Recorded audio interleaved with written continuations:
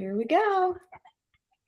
All right. All right. Welcome back to The Messy Middle. My guest today spent 23 years climbing toward the top of the corporate ladder. He was 11 months away from becoming president of his company when he walked away. Not because he failed. He was actually pretty successful. But he caught a glimpse of himself that he hardly recognized. What followed wasn't a clean or compelling even reinvention. It was a collapse. Businesses that grew too fast, a global pandemic, grief, and the slow, disorienting work of figuring out who you are when achievement stops being the answer. What I find most compelling about Ryan's story is that he didn't just change careers. He changed the whole operating system. He stopped building a life around what he was good at and started asking what he actually wanted and who he was underneath all that performance and drive. That's exactly the kind of thing we focus on here in The Messy Middle. Reinvention, reprioritization, recreation, structuring your life in a way that works for you. Ryan Maxwell is an entrepreneur, a husband of 26 years, a father of 5, and the writer behind Chasing Maximus, a Substack about finding what gets buried underneath the pursuit of success. His story is about what happens when your values, your talents, and the life you're actually living finally stop pointing in different directions.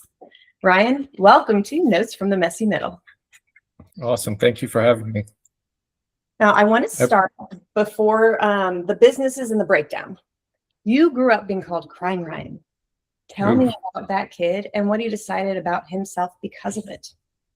Wow. Well, we definitely don't have time to go through that whole journey. But, I grew up in a pretty average home. My parents were divorced when I was 2. My mom got remarried soon after that. And so, I was just a pretty emotional kid. There was a lot of chaos in our house. And, there were 4 kids between my mom and my dad, or my stepdad at the time. And so, I was the youngest, and I just kind of felt like I wasn't seen. Never felt like I wasn't loved or cared for or any of that. It just felt like I wasn't seen. And I was pretty emotional. And so I cried a lot. And I think it was pretty annoying to those I lived with. And so I'm not sure who came up with it first, but yeah, that name came up and it stuck. And so every time I would get emotional, that's how it would turn out. And it's interesting how these things stick with you, and you don't really realize they stick with you. But my mom and my stepdad got divorced, and it's been a long time ago, 25, 30 years ago. And I bumped into my ex stepsister not too long ago, and she referred to me as Crying Ryan. That's still how she sees me. So, I don't think it was ever meant to be how I received it. But yeah, that was it sent a message that I could not have articulated as a little kid. But as going back through my story and looking at it, the way I made meaning of that was it's not safe to be me. And that threatens connection. And, we have this longing for belonging because we need connection to survive, especially as youngsters. And I learned that I had to become who I was supposed to become in order to be accepted, in order to be tolerated. And so, yeah, that I didn't realize. I mean, it was always a joke. Even 5-6 years ago, we would joke about it around my house. But that was the nickname. And I didn't really realize it until really the last few years, how much of an impact that had on the person that I've become. Well, sure. And gosh, we talked briefly about how, as men and as women, we have certain expectations that we're meant to live up to as adults, not just as kids, but having that sort of branding on yourself as a kid, and as how people see you as just a little boy who needed somebody to help him understand what he was going through. I mean, how did that impact you into adulthood? Well, it wasn't, if it was just that alone, maybe it wouldn't have been so impactful. But to your point, then you start to hear the messages, toughen up, don't be a mama's boy, rub some dirt on it. The message is that men aren't supposed to show their emotions. And so the result of that was I learned to detach from them. And it was go forward, go hard, toughen up, so I was anxious and angry for most of my life. The anger has subsided, the anxiety's still there. But yeah, you just hear this message of you're not enough. And I think it stems from this combination of what society tells boys of what it takes to be a man. And then we spend the rest of our lives not really understanding ourselves because we're disconnected from the true signal, and that's our emotions, our feelings, right? Yeah. And that figuring it out part, that's at the core of what we talk about here on this podcast, because it is so important to, your career, to your family life, to just building this structure that we all have opportunity to build for ourselves, but you have to get to know yourself first. Now, something that is really interesting about your journey with everything you're saying, and it connects so much to some of the behavior we see in society, you had a really successful career. So tell me how that experience and how, having those feelings that you never expressed, this anger that you carried, how did that help you to have a successful career? Well, I started my job as it was a summer job, and I was going to college. I needed a job, got a job. It was a summer job, sweeping floors and building wooden pallets. That's how I started. And then that summer job turned into a full-time job. So I was doing full-time school, full-time, had a full-time job. And I saw opportunity. And so I just started charging ahead. And that led me into the front office. And I was positioned right next to the president's office. And so the way I was sitting is I could hear every conversation that he had, phone call, drive-by, meeting. If his door was open, which it was most of the time, I could hear it. And so I sat there and I just absorbed really a lot of that conversation. And it clicked with me, just the idea of seeing him. He didn't have a degree. He started as a delivery driver. He worked his way up to,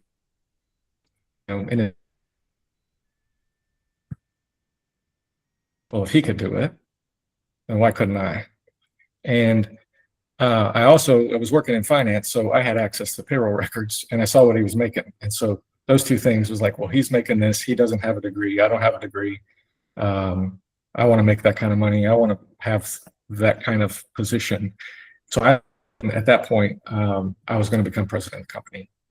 And, I had learned in middle school that I got cut from the basketball team, got embarrassed. And so that energy turned into, I'm going to find a way to make the team. Because this shame and humiliation that ties back to the whole crying Ryan, not safe to be me. I had to figure out a way to reconcile that. All right. I had to make it right. And so I busted my butt to make the team. And I think that locked in this idea of my path to acceptance was through achievement. And I didn't realize how tied up in my identity that I was. And so, me climbing to the top of that ladder was not an if, it was just when and how. Because again, I couldn't have articulated it like this back then. But looking back on it now, it's very clear to me that not accomplishing that was the equivalent of death. Like I couldn't see outside of that, right? It was such a survival mechanism that failure just was not an option. And so I did whatever it took to grow into the roles that I had. If I got promoted, I figured out a way to grow into the role. They moved us around the country 4 times. Every time I was in over my head for the first 6 to 12 months. But I just had this resolve that I will figure it out. I will do the research. I will stay up all night. I will read the books. I will go to seminars. Failure wasn't an option. And I didn't see it. It just showed up inside of me as pressure to perform, pressure to achieve, pressure to accomplish. And so that really drove me, through my career. And tell me when you met your wife and how that relationship sort of evolved throughout the course of your career. Yeah. So interestingly, I met my wife. Um, I was closing on my house, so my first house. I think I was 23 or so. Went to the realtor's office on my way to closing, and she was working the front desk. And I was pretty worked up, excited and nervous about going to sign all these papers. And we get there, and there was a problem with the paperwork, so we had to wait for them to regenerate the paperwork. And in the process, my realtor started asking me a bunch of questions. If I was in a relationship, um, if any of that. And then she asked me if I'd noticed the young lady working at the front desk, and I said that I had. And long story short, she convinced me to go back by there on my way home after closing to talk with her, and so I did. And yeah, that was the beginning of the relationship. And I actually got my first offer to my first big promotion, really from an hourly employee into a management role, and it was requiring us to move from Indianapolis to Greenwood, Mississippi, and we weren't married yet. And so I told the executive vice president, I said, I can't do it. I can't even ask my wife at this point to sign up for that, or my fiance to sign up for that. And then a few days later, it came up in conversation. I mentioned to her that I got the offer, that I turned it down, and she was actually pretty upset that I made that decision without consulting her. And so that next day, I went into the office, talked to my boss, and next thing you know, we were moving to Greenwood, Mississippi. And so we moved there. We lived there for about 5 years. Came back here to Indianapolis for another handful of years. I went to Salt Lake City, and then came back here. We came back here because our divisional headquarters was here, and so coming back here those 2 times it just sort of worked out that way. Usually it doesn't. But she supported me through all of that. She was willing to up and move because she knew what the goal was. She was seeing the impact and success that we were having, and so yeah, I mean, we were all benefiting from the success. I mean, my salary was growing significantly with every promotion, and so our lives changed significantly through the course of those 23 years. But yeah, towards the end, there were comments and questions about, why am I spending so much time here, or why is my focus always at work? And I think those sort of things started to soften me up a little bit. Yeah. Well, and during COVID, where a lot of us really experienced some of those pivotal changes, our story, we picked up and moved during COVID and threw caution to the wind so that we could start over and start building the life that we wanted. For you, your business has collapsed, COVID hit, and then you experienced grief. Yeah. Well, and it was really it was a series of punches. I call them 2x4s because I'm so daggone stubborn that sometimes it takes somebody to whack me upside the head with a 2x4 for me to get my attention. But I'd left my job. My wife had started a business, and so one thing I do want to sort of call out here is I'm not sure that I would have left my job when I left my job had my wife not started a business that became successful enough for me to make the transition. By the time she had started her business, I realized I didn't recognize who I was, and that I didn't really belong at the job anymore. But I had built this life that I now had to support, and my identity was so attached to all of that I couldn't. It was like I was on a train that was moving so fast that jumping off of it would hurt me. And so I was just going to sit and ride that train. And then my wife started her business. It took off, and that gave me the ability to step off of one train onto another. I thought I had, cracked my ego and my identity and stepped into her business, and basically brought with me the drive and the ambition that I had at corporate to figure out a way to take her boutique from one location to as many as I could. And so we grew her business from one location to 4 pretty quickly. And in the middle of that, I bought a Napa Auto Parts store, and that grew from 1 store to 3 stores in less than 18 months. And so that was we were opening our 3rd store in December of 2019. And so mid 2019 is when things really started to get uncomfortable because the pressure of all of it really started showing up at home. It was taking a toll on us. It was taking a toll on our relationship, and I didn't realize at the time how much it was taking a toll on my wife. And then, she went through a period of extreme stress, and she got involved in an outpatient stress center. And that was a huge wake up call for me, because that was really the first time that I had to confront myself with, okay, what are we doing? Why are we driving so hard? We already have enough. This isn't worth it. Like I would trade the businesses to have my wife back and in a heartbeat. And so in that period, we had sort of decided we were going to downsize the boutiques and get it back to one store, because one store was enough. And then COVID hit. And very soon into COVID, her mother and father got COVID, and then her mother passed away from it.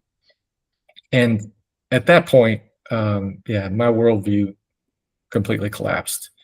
And that really began the next step of my journey of really digging in to try to figure out which end is up. Yeah, Oh, go ahead.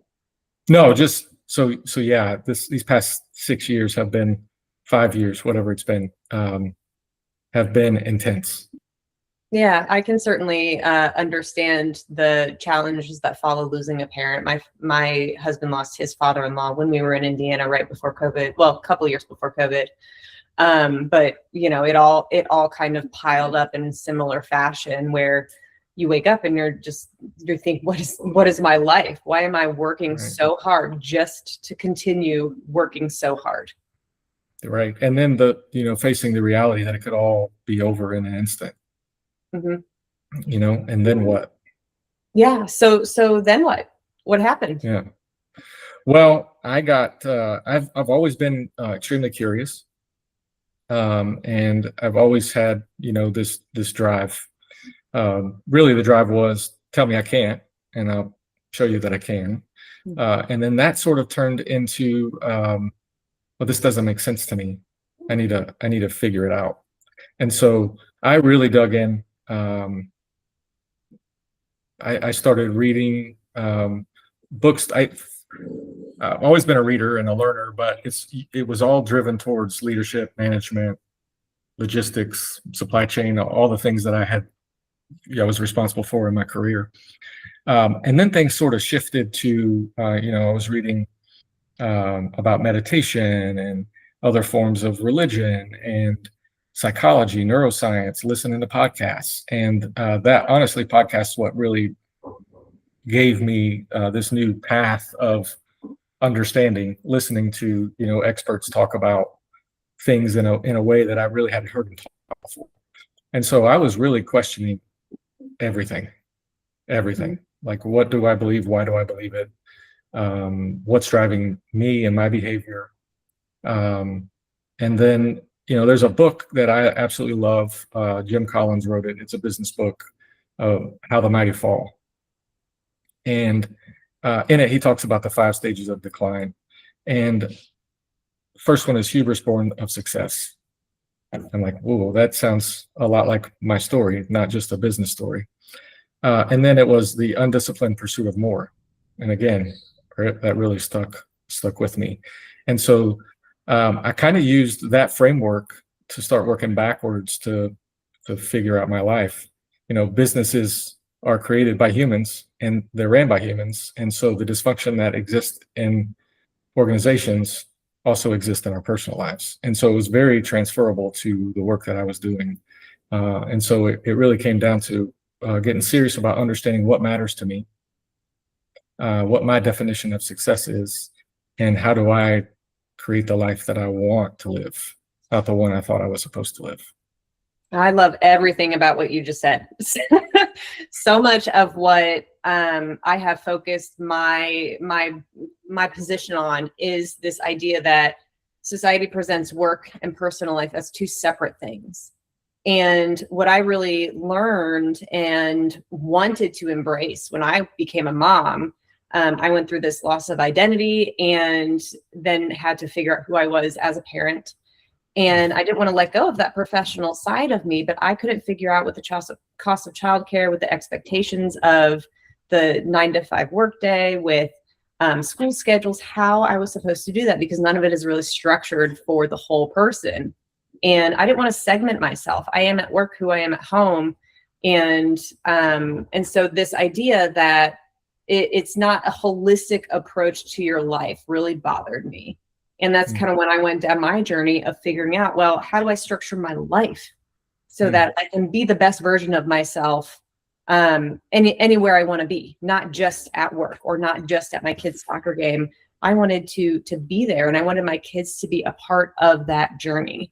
So when you decided to do this deep dive into yourself and to step back from the corporate world, what did you learn? Well, from this vantage point, it's easy to look back and see. It was hard to see as I was going through it, but I learned that everything that you described, that society tells us what we're supposed to be, right? And we get sucked into this cycle of compare, compete, consume, conform, and that ties back to this longing for belonging that I think really underpins a lot of what we struggle with today. And it's that we're just trying to matter. We're seeking acceptance. And I was chasing acceptance hard, and I was completely oblivious to it. And so what I've realized is the acceptance that I needed, I was never going to get outside of me. The acceptance that I needed was my own. And that sounds a little hokey for some people, but I really think that's what it comes down to. We project what's happening inside of us outward, and then we receive it back as if it's what's really happening in the world, right? We project. Our perception is projection, if you will. Yeah, absolutely. And so, that was the biggest lesson of all. Was I was seeking acceptance through an avenue that never could give me that. And that's why no amount of success, no amount of achievement, no amount of accomplishment, or no amount of stuff was ever going to fill that hole. It couldn't. What needed to happen was for me to accept myself for who I am and be comfortable with that. And I'd like to sit here and tell you that I've got that 100% figured out, but I don't. Like, there's still a lot of work that I need to do to integrate some of these things that I've learned, because I can sit here all day long and say I don't care what other people think, but there's a part of me that desperately still does. And when I left corporate, that was 9 years ago. I wanted to be a small business coach as well as help my wife grow hers, and I started down that path. And then the business just started to grow that I couldn't do both, so I had to make a decision. But I've always had a passion for coaching, for teaching. I love doing that in my corporate job. I was responsible for lots of groups of people, and the teaching and coaching aspect of it was really the part that always lit me up. And so I've known for a while that this is what I want to do. But I've been preparing to do this, launch Substack, or whatever it is, get my message out for the past 4 years. And I finally took the step in May of last year, is when I started my Substack and started writing openly about my journey. And quite frankly, there's still some things that I want to do that I'm not doing because this fear still has a grip on me. And so I'm still working through some of that. The journey is never over. Right. I think that's a piece that everybody needs to understand. There's no finish line. The finish line is when we're no longer here. And up until that point, there's still work to do.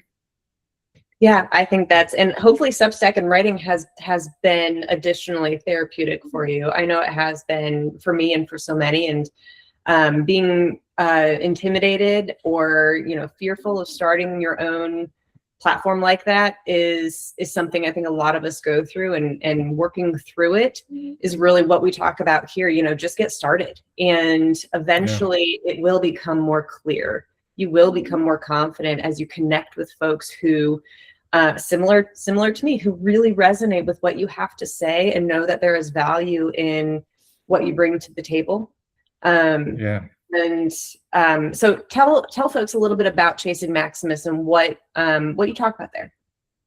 Yeah. So, really it's me sharing my journey, what I'm learning, where, some of the things that I've had to overcome. So really for me, it's about waking up. And I hate to use the term because it's got a lot of baggage, but I think so many of us are sleepwalking through life, so to speak. We get so identified with our thinking and our thoughts that we are either in the past or in the future, and we're not fully present in what's happening right in front of us. The habituation, the patterns and behaviors, they're running the show, right? As if you're driving on a long drive, and you can mind wander, but yet you can still drive. That's kind of the way life works for most of us. At least that's the way it was working for me for 40 years. And then once you wake up, it's like, okay, now what do I do with it? And so for me, it was really, I had to unravel a whole bunch of stuff. And I've probably done way more work at unraveling than I needed to. And I still put too much energy in that category. It's a lot of what I talk about there. And then overcoming it. So unraveling what's made you, and then overcoming it. And so those are the things I really talk about. To me, I think most people have this feeling that something's missing in their life, right? This low-level ache that they just can't figure out where it's coming from. And so we think the answer is out there. And unfortunately, the answer is not out there, right? It's in here. But we get stuck in this gap between who we've become and who we want to be, right? And closing that gap, it's not more information. It's not more, mini courses, or you go find the next guru who's going to give you the 12-day kit that's going to fix your life. It really is about taking the steps, right? You can know something intellectually and not put it into place in your life, right? Not actually change anything. And I think what you just described and what I'm doing with Chasing Maximus is stepping into that, right? I'm not comfortable sharing my story, but I have to be, right? If I'm going to get my message out there, then I have to be comfortable sharing it. Recognizing that I am enough, right? And that other people's opinions don't have to define who I am, and I don't have to perform. And so, yeah, that's really what I write about. And I'm to this point now where I'm sort of pivoting towards what do I need to build. I feel like the message is getting out there and it's resonating with some people. And so now I really think the next step for me is doing some one-on-one coaching again. That's fantastic. I love that. Yeah. And what kind of audience are you looking to coach? Small business owners, young men?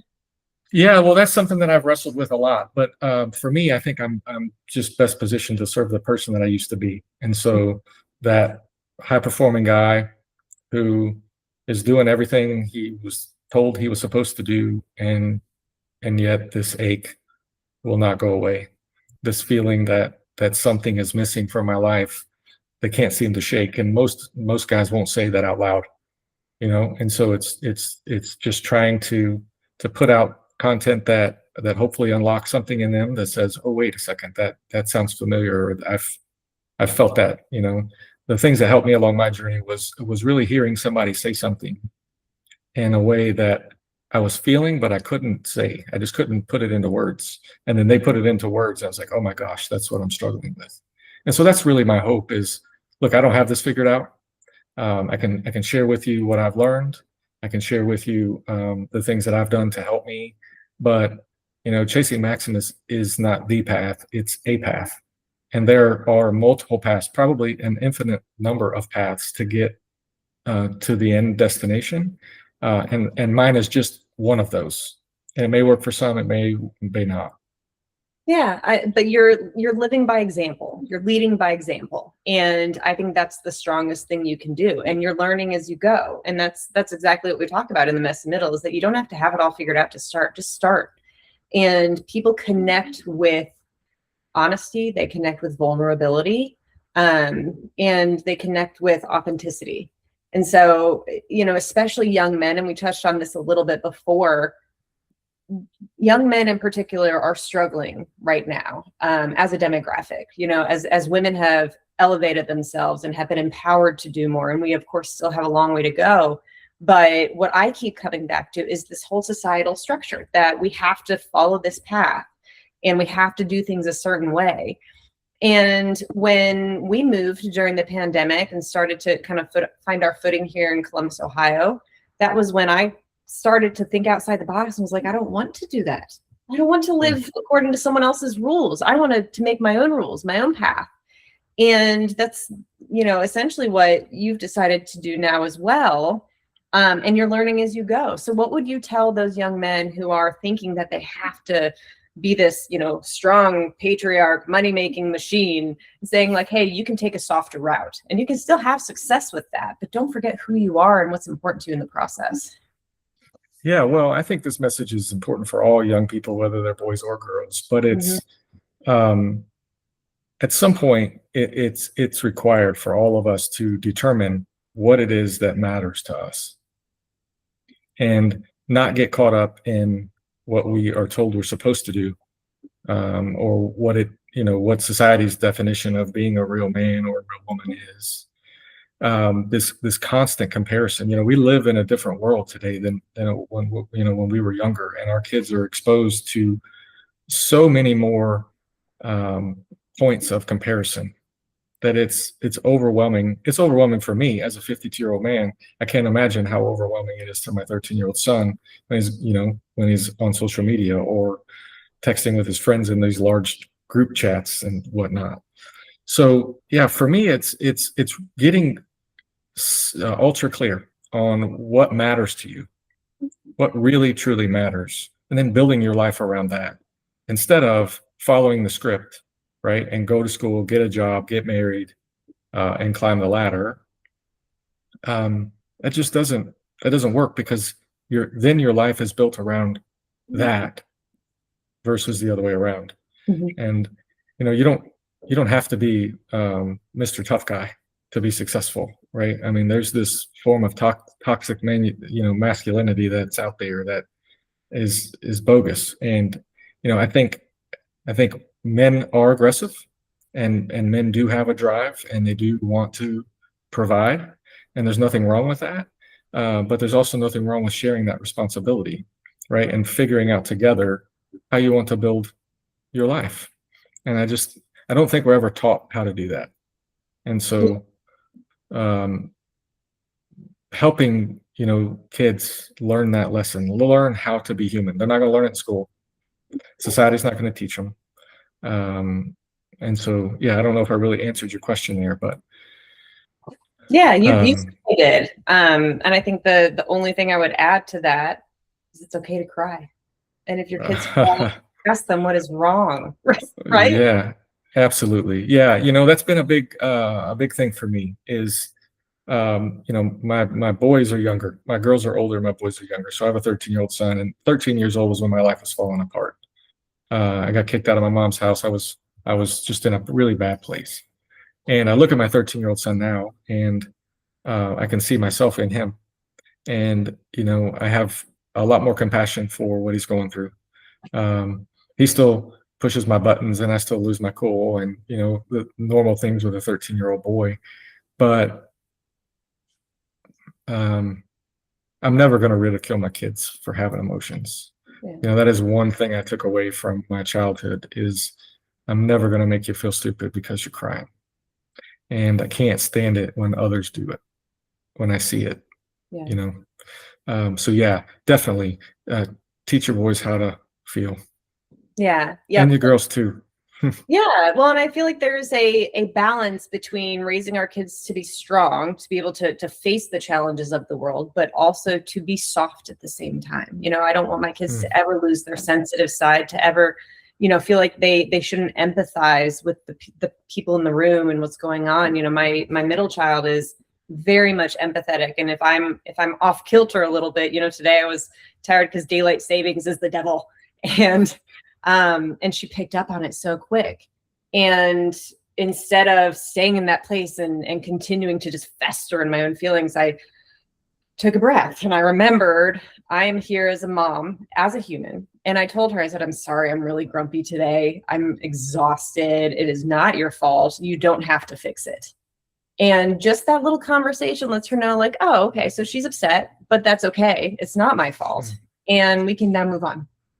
And to your point, I'm far from perfect as a parent, and I try to learn from my kids as much as I try to teach them. And I felt like that has been my greatest growing curve, and my greatest self-awareness development is just seeing myself through their eyes. Yeah, well, and I think there's power in that, and there's power in telling your kids, like, hey, I'm struggling right now, I'm upset right now, I'm angry. It's not you, because they internalize that, right? If something must be wrong with me. And so letting them know, like, A, it's okay to have emotions, and B, it has nothing to do with you, kind of lets them off the hook. But it also shows them that it's okay to be angry. It's okay to be sad or mad. And they're watching how you deal with that.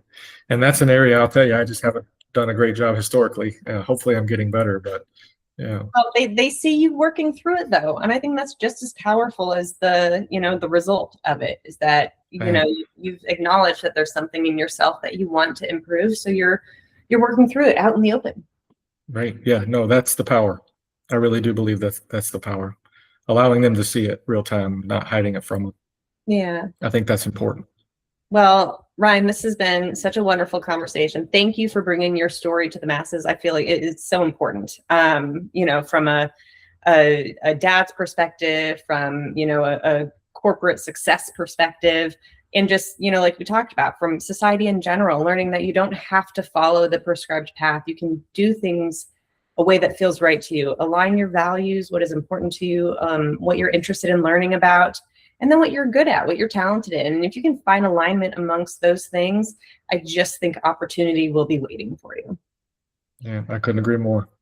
So anything you'd like to leave our listeners with before we wrap up? Keep going. I think so many people get discouraged because they try and they slip, and they call that failure. And it's not failure. It's part of the process, right? This process of reminding yourself. I think it's important for people to know that you have to constantly remind yourself that you are reminding yourself. And that takes a lot of work and a lot of repetition, and you're going to slip and you're going to fall backwards. And you're not starting over from square one, right? You know how to return to what matters. And that process of returning, recognizing when you slip, and returning over time, you close the gap slowly but surely. Yeah, and you learn to stick with it. A little bit kinder to yourself. Absolutely. Yes. It let me off the hook a lot when I realized that I'm not broken. It's not a discipline problem. Like this is a real struggle for most human beings. And if you keep after it, eventually you can rewire it. Yep. If Ryan's story resonated with you, go find him at Chasing Maximus on Substack. The link will be in the show notes. And if you're somewhere in your own messy middle right now, questioning whether the life you've built actually fits who you are, I hope this conversation gave you something to sit with. That's what this show is for. Thank you again, Ryan. Thank you for the opportunity. I appreciate it very much. All right. And I will get to editing this, and it usually takes us a week or so to get down to edits and stuff. And then it will be out likely the first week of April. So stay tuned. Awesome. Looking forward to it. All right. Thanks again, Ryan. Thank you. Bye.